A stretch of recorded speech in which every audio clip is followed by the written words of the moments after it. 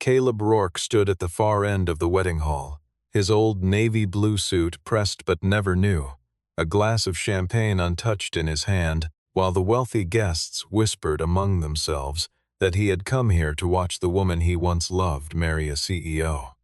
Maren Whitcomb had promised she would wait for him when he shipped out to sea, but today she was walking down an aisle draped in white orchids beside Sterling Hawthorne, a man who had money, power, and an entire dynasty at his back. They all assumed Caleb was nothing more than a single father left behind. But by the time the final toast was raised, every soul in that room would learn who truly held the groom's future in the palm of his hand. Before that last glass is lifted, hit subscribe to the channel so you never miss another satisfying twist like the one coming next. The resort sat on a bluff overlooking the Rhode Island coastline, its limestone columns and vaulted glass ceilings designed to remind guests that they had entered a world where ordinary people did not belong. White flowers cascaded from iron archways along the promenade. A 12-piece string ensemble played beneath chandeliers imported from Vienna, and every table bore hand-lettered place cards written in gold calligraphy on Italian linen stock.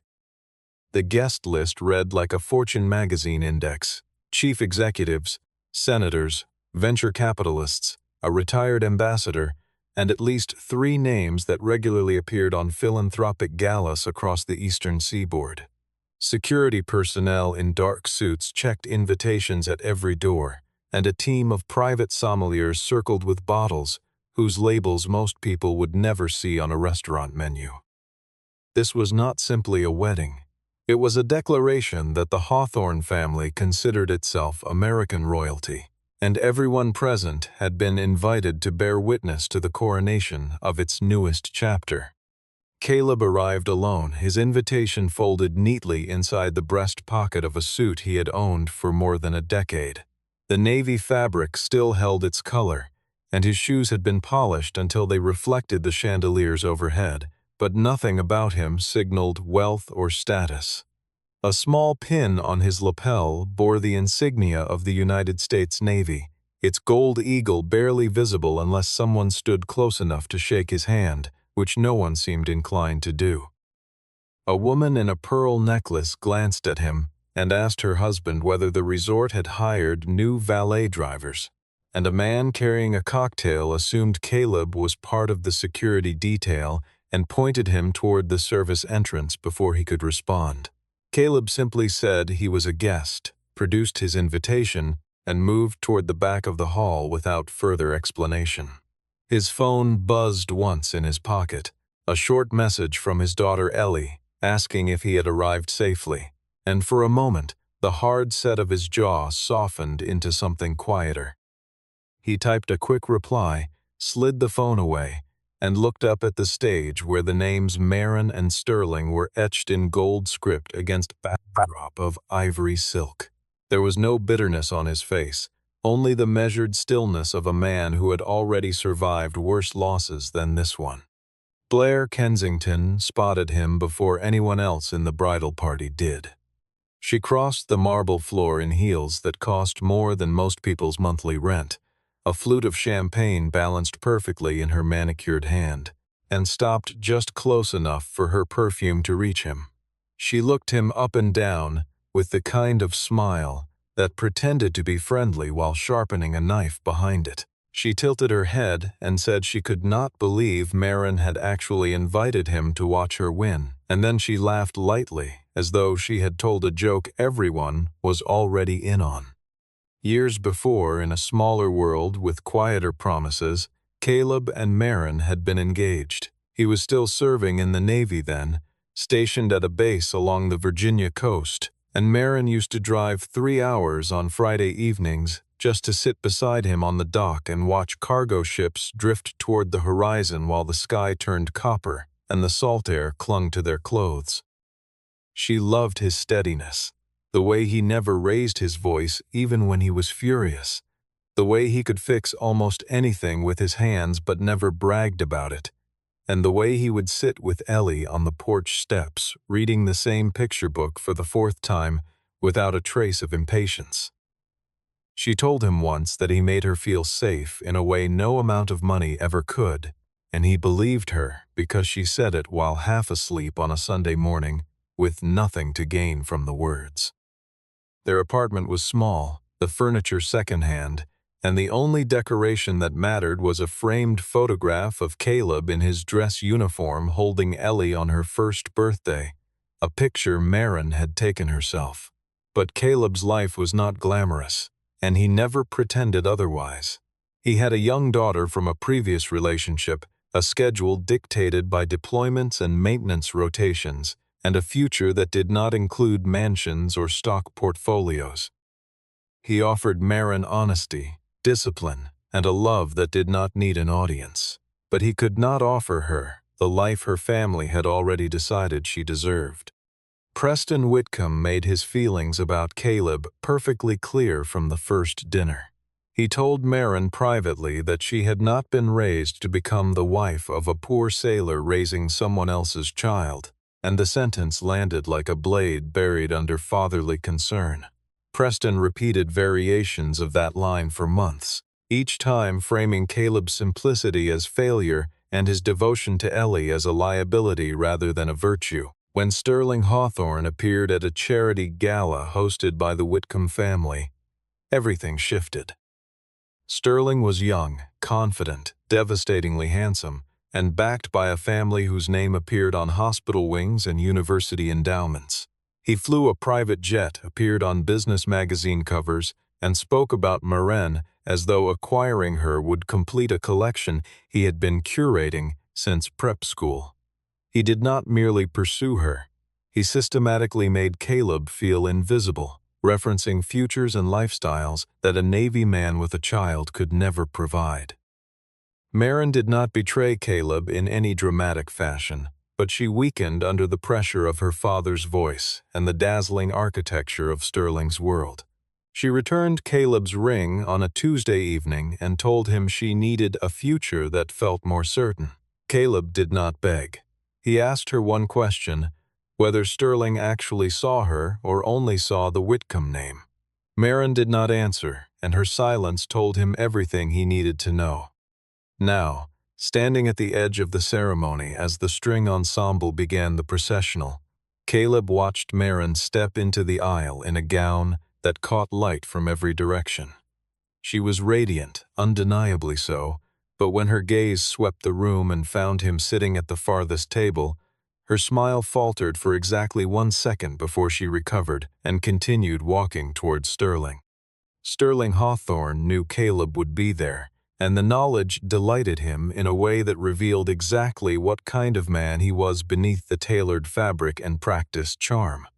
He had encouraged Maren to keep the invitation active, had even insisted on it when she hesitated, precisely because he wanted the satisfaction of having his bride's former fiancé sit in the audience and watch the woman he lost walk toward a better man, a richer man, a man whose name opened doors that Caleb could not even find.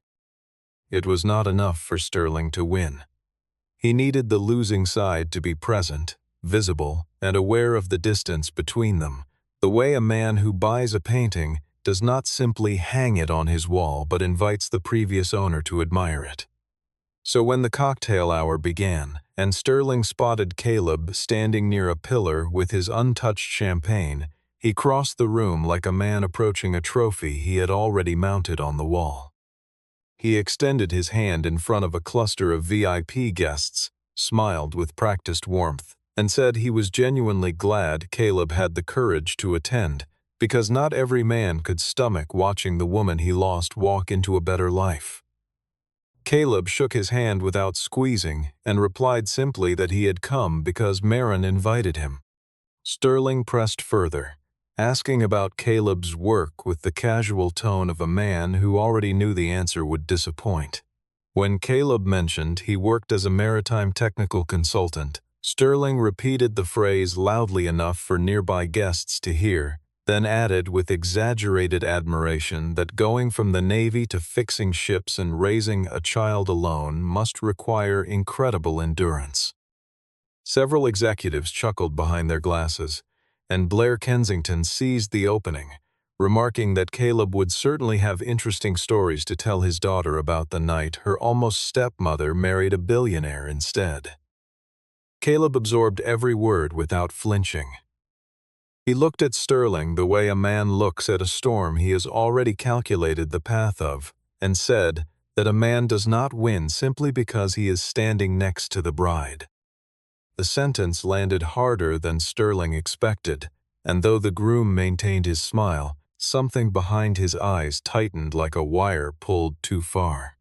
Before the evening deepened, Sterling quietly ordered the seating coordinator to move Caleb's place card from the Friends of the Bride table to a small round table near the kitchen service entrance, citing a last-minute rearrangement.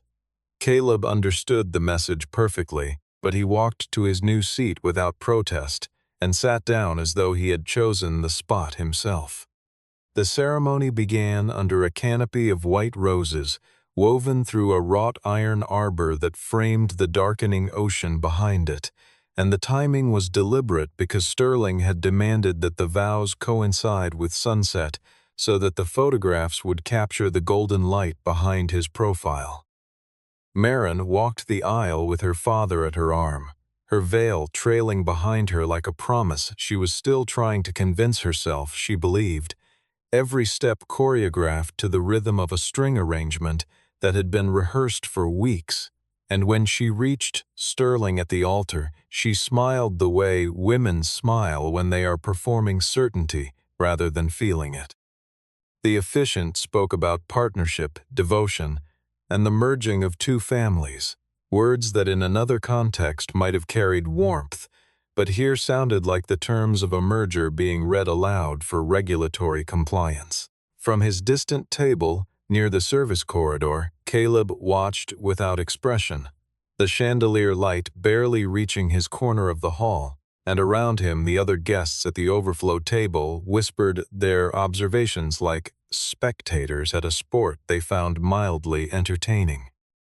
A venture capitalist seated to his left asked whether Caleb had ever imagined he might have sat at the family table if he had been a little more successful, and a woman across from him offered the opinion that smart women eventually chose men who could buy houses over men who only had medals.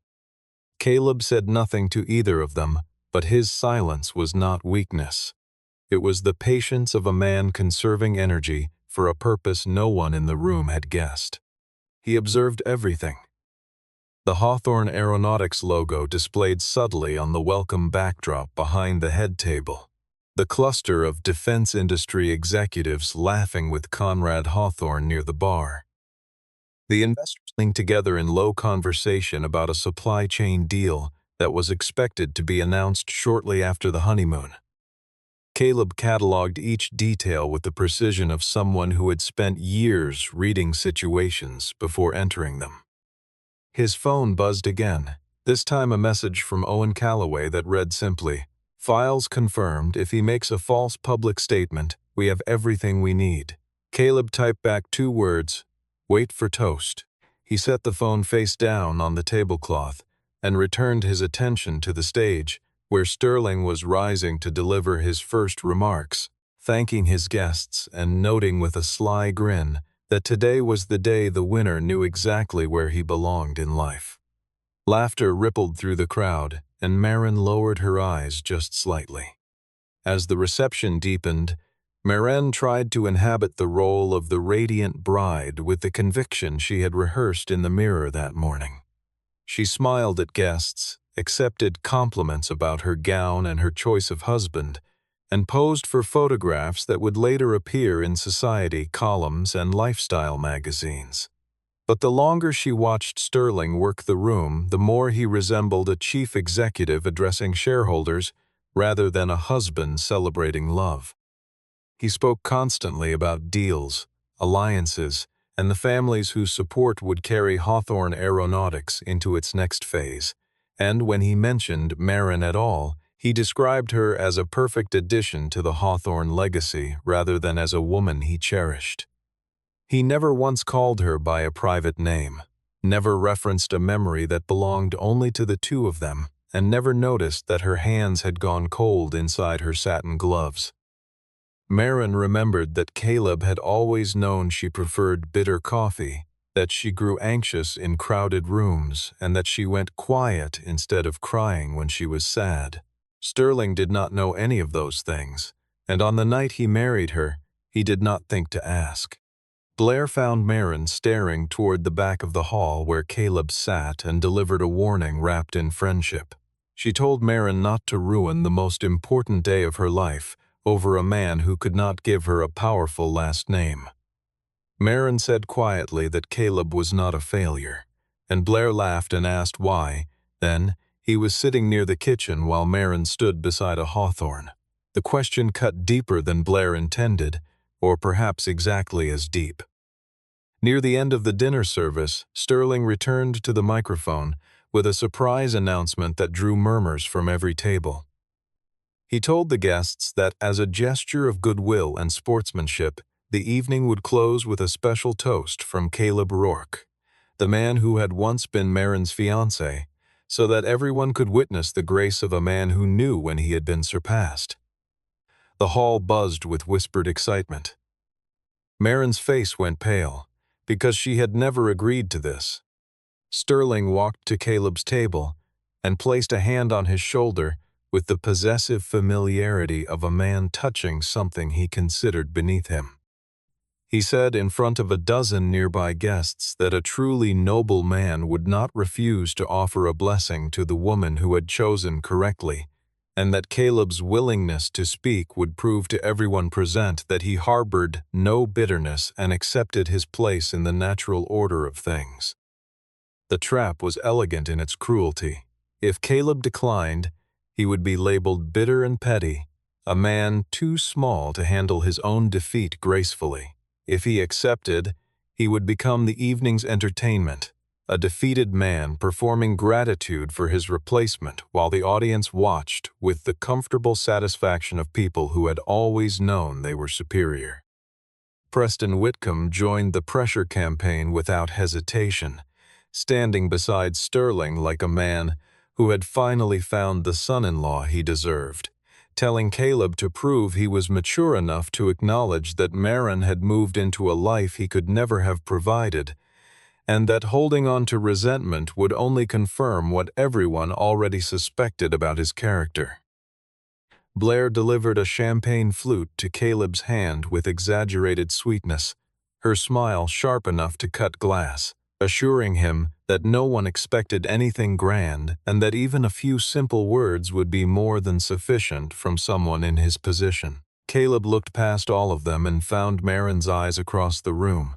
She appeared ashamed but did not intervene, and that silence hurt him more than every insult combined. He stood slowly and the entire room turned to watch. He held no notes, showed no trembling, and made no attempt to prove himself superior. He said only that if Maren wanted him to speak, he would do so at the end of the evening, after every other toast had been given. Sterling agreed immediately, confident that placing Caleb last would maximize the humiliation.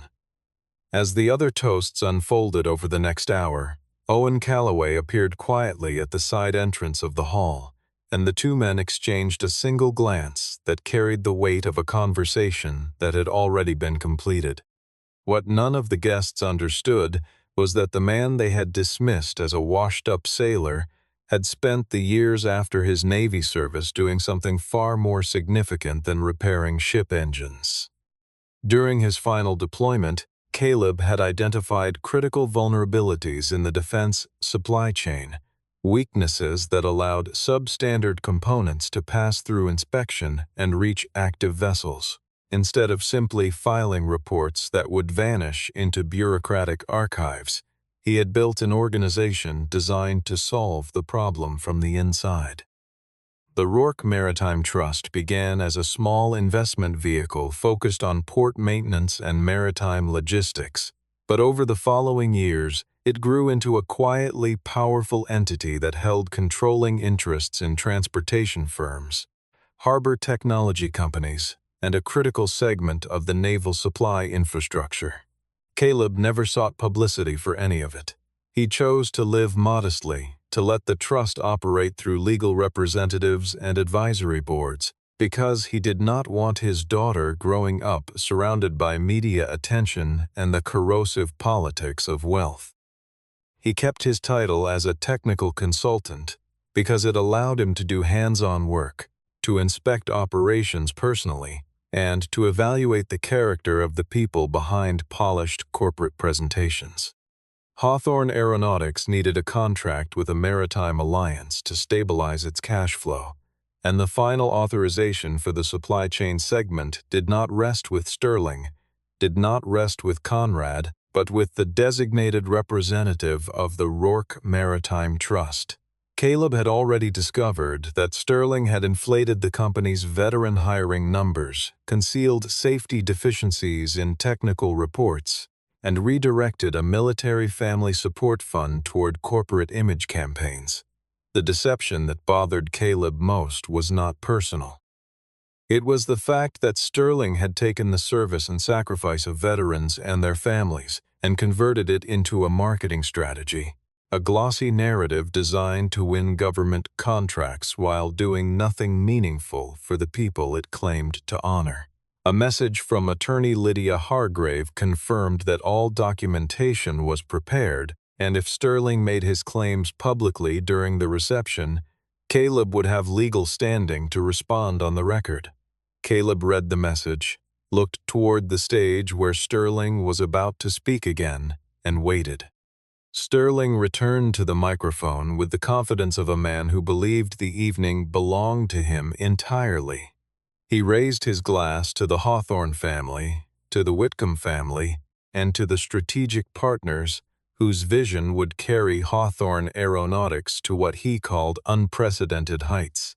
He spoke about a defense contract that would transform the company, about the trust that military partners placed in the Hawthorne name, and declared that his company had always stood alongside those who served the nation. Conrad Hawthorne watched his son with visible satisfaction, and the investors applauded as though they were already counting the returns. Preston Whitcomb beamed with the certainty that his daughter had married into an empire that could never crumble. Then Sterling said the sentence that unlocked everything. The contract was virtually finalized, requiring only what he dismissively called a minor technical signature. He did not know that the man holding that signature was sitting near the kitchen door. Blair leaned toward Marin and whispered that she was so fortunate to have chosen a man who could reshape the future of an entire company, but Marin felt no pride. She felt the steady hum of something wrong.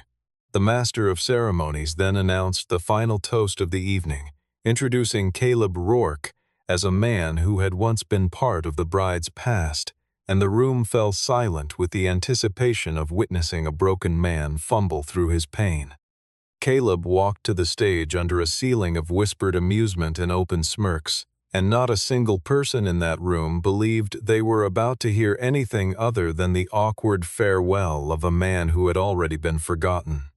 Sterling stood beside Marin with the grin of a man watching his defeated rival approach a guillotine voluntarily, his arm draped around his bride's waist like a flag planted on conquered ground. He expected Caleb to stammer, to choke on sentiment, or to deliver a few pitiful sentences that would confirm for every guest in the room that Marin had chosen wisely, and that Sterling's victory was not merely financial but moral. The microphone picked up the faint sound of Caleb's shoes on the polished stage, and for a moment the only movement in the entire hall was the slow turning of champagne bubbles in forgotten glasses. But Caleb began with a calm that no one had anticipated, a voice so steady it could have belonged to a man reading coordinates in a storm.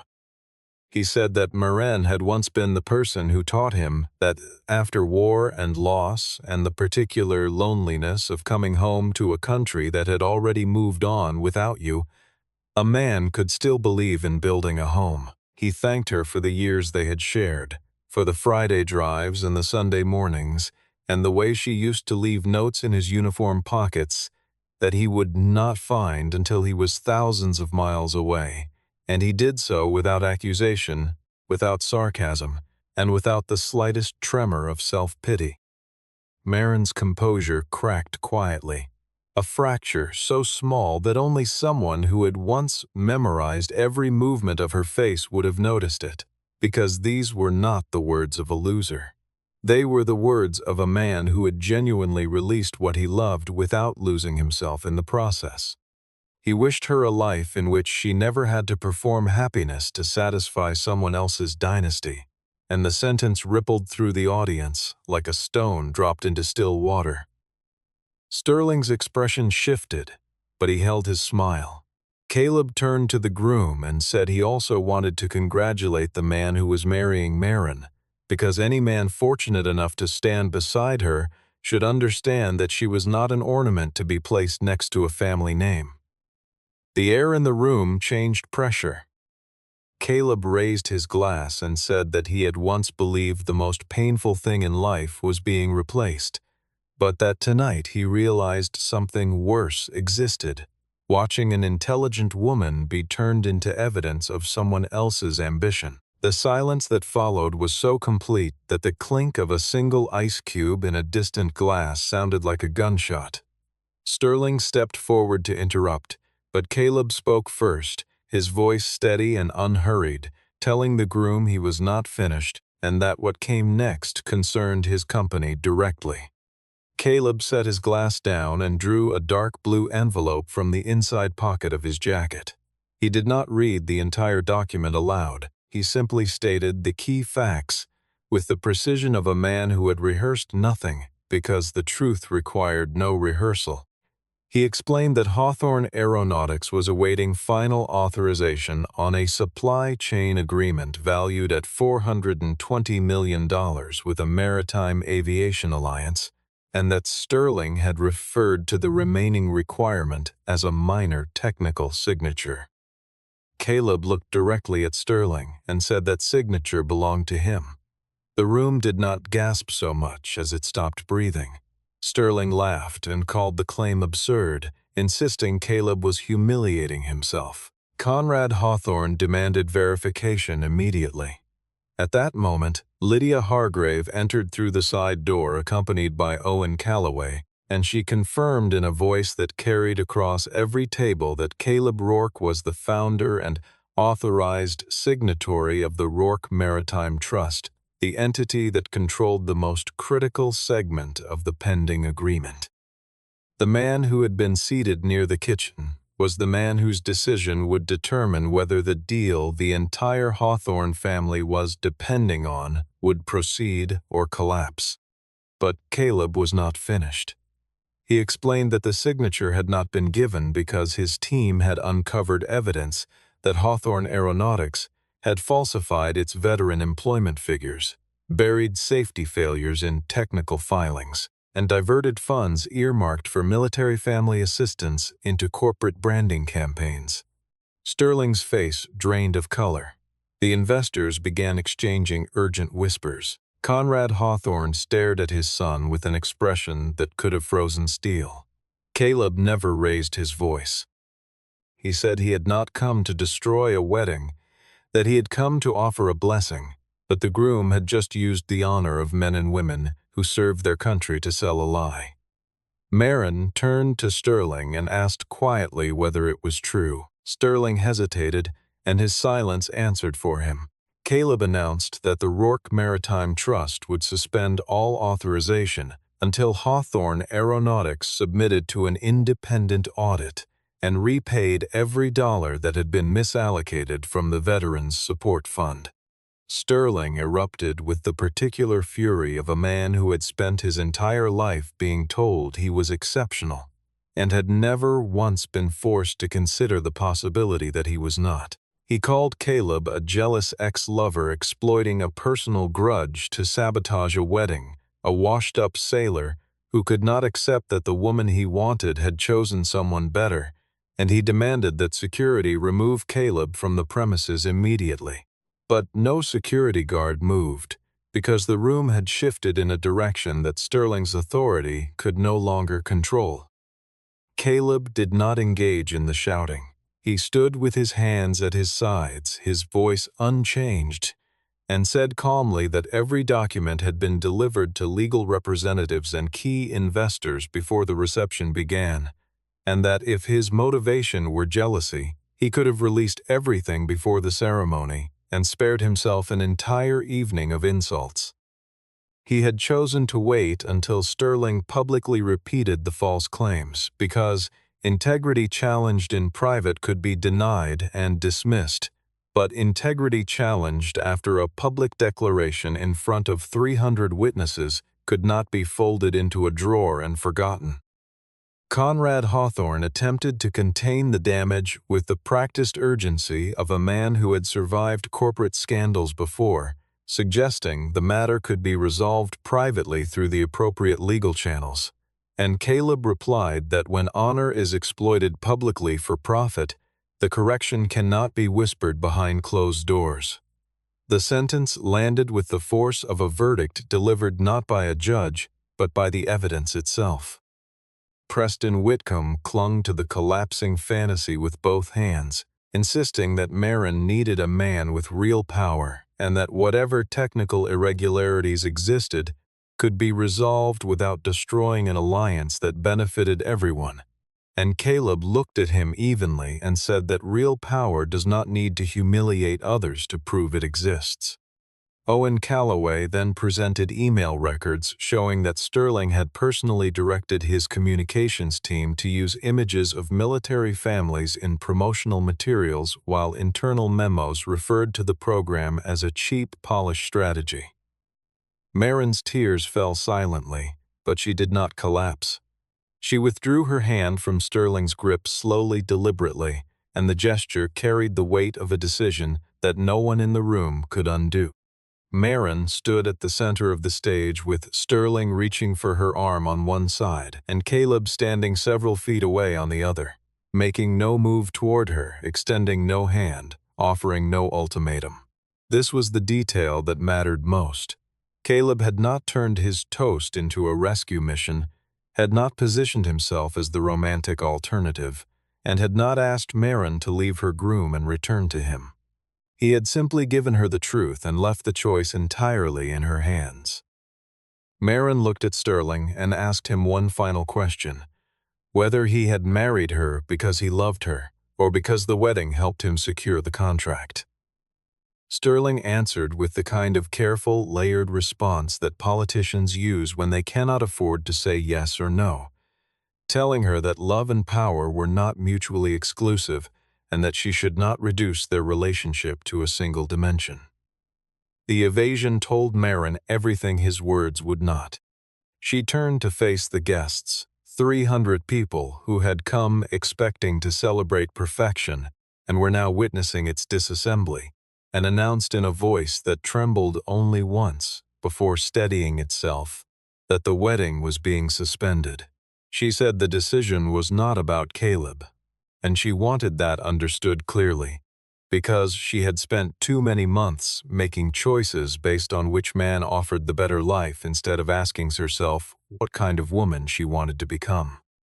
She could not enter a marriage that had been built on deception and contempt from its foundation, could not sign her name next to a man who had treated the service of soldiers and their families as nothing more than a line item in a branding budget. Preston Whitcomb rose from his chair with the fury of a man watching an investment collapse in real time and told his daughter she was throwing away the opportunity of a lifetime, that women who walked away from families like the Hawthorns did not get second chances. Marin looked at her father with a clarity that had not been in her eyes at any point during the evening, a look that suggested she was seeing him accurately for the first time, and told him she was not throwing anything away. She was simply refusing to sell her life for something that only looked like an opportunity from the outside. The sentence marked the moment she stopped being a character defined by her choices about men and became a woman who had finally chosen herself. Caleb watched from a distance, and when Marin's gaze found his, he offered only a small nod, a gesture that said she should choose her own path, not circle back to his. She walked off the stage alone, and Sterling stood beneath the golden letters of their names with no bride beside him and no audience willing to applaud.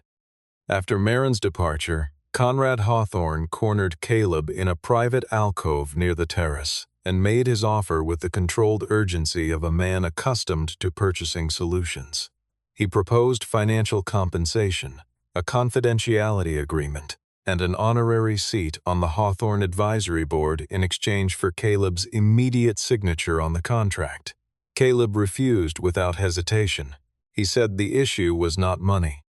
It was the fact that the Hawthorne name had been used to disguise corporate fraud behind the language of national service. Conrad dropped the diplomatic tone and reminded Caleb that the Hawthorne family maintained relationships across government, media, and finance that could make his life extraordinarily difficult. Caleb met the threat without blinking and replied that he understood the scope of those relationships, but the contract did not require any of them because it required his signature. The man who had been mistaken for a valet driver was now the man a billionaire had to negotiate with, and the reversal was so complete that Conrad's composure visibly strained at its edges. Lydia Hargrave stepped forward and outlined the conditions: a fully independent audit of Hawthorne Aeronautics veteran programs, complete repayment of all misallocated funds, a public acknowledgement of the discrepancies, the removal of Sterling Hawthorne from any executive authority related to the contract, and formal protections for the technical employees who had reported the violations internally. Conrad did not want to agree in front of the remaining guests, but enough investors had heard the evidence to make refusal catastrophic. If he rejected the terms publicly, the company's stock price and reputation would collapse before the sun rose. He said through clenched teeth that his team would review the conditions, and Caleb corrected him immediately, saying Conrad would sign an acknowledgement of receipt that evening, not schedule a review. Caleb returned to the microphone one final time. The room that had mocked him an hour earlier was completely still. The woman who had questioned whether he was a valet avoided his eyes. The executives who had laughed at Sterling's jokes about fixing ships stared at their plates. Blair Kensington pressed her lips together and said nothing.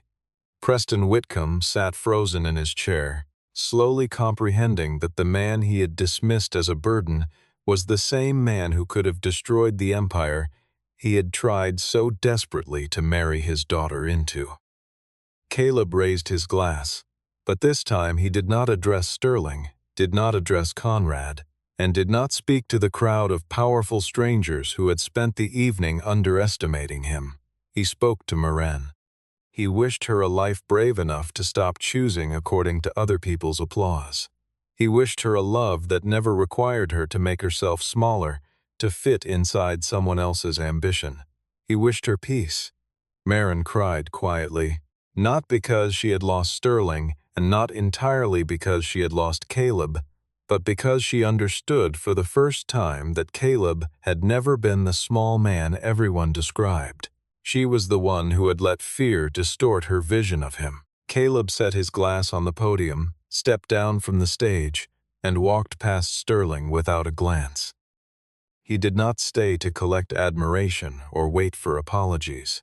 An older guest near the exit whispered to her companion that the young man had not ruined a wedding. He had rescued the bride from a contract.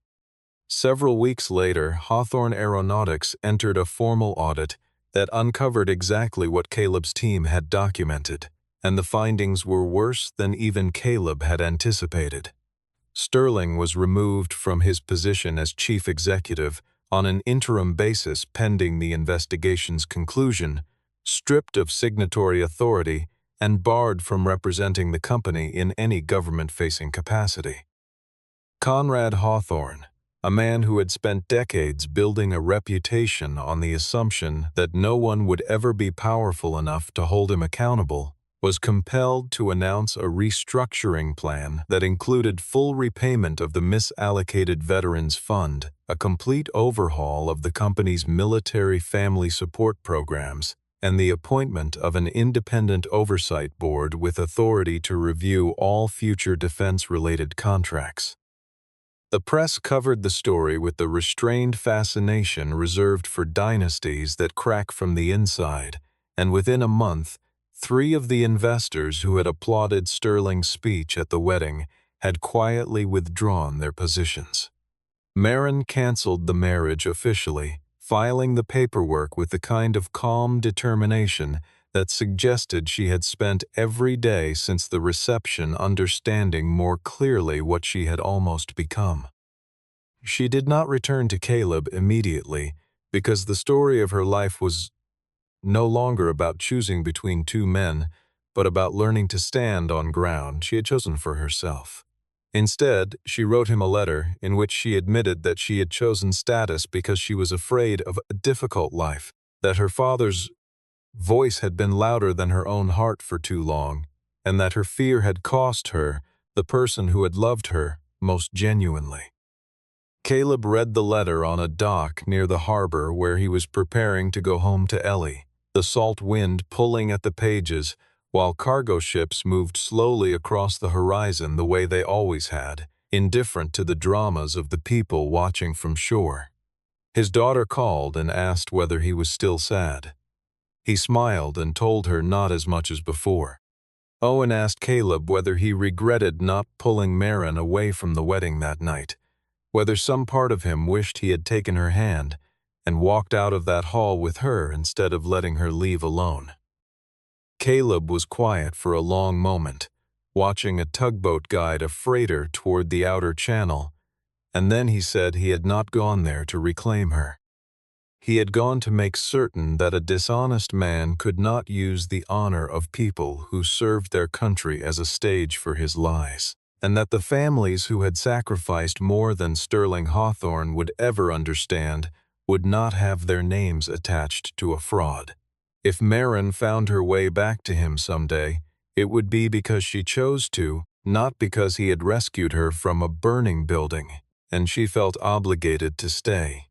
That was the difference between love and possession, and it was a difference Sterling had never learned.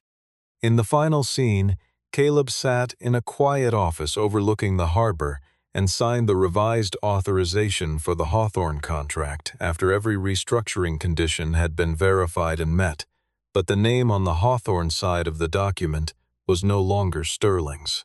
A different executive, one who had opposed the misrepresentation internally and been silenced for it, now sat across the table with the cautious optimism of a person given a second chance they had stopped expecting.